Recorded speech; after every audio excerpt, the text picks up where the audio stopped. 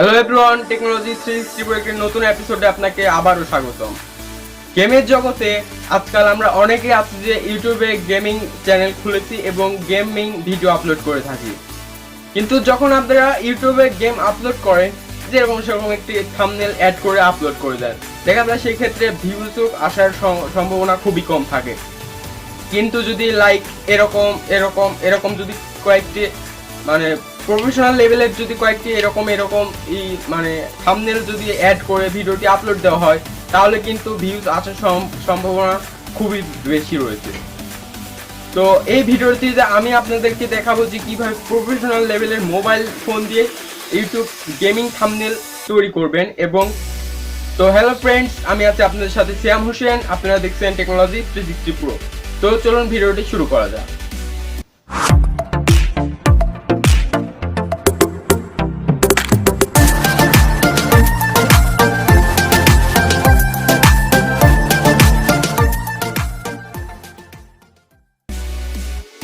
তো ভিডিওটি শুরু করার আগে কয়েকটি কথা বলে নিতে হচ্ছে। আপনি যদি এই চ্যানেলটি এখনো পর্যন্ত সাবস্ক্রাইব করে না থাকেন, তাহলে নিচ থেকে লাল কালারের সাবস্ক্রাইব বাটনটিতে হিট করে পাশে আসা বেল আইকনটিকে হিট করতে একদমই ভুলবেন না। তো শুরু করা যাক, চলুন।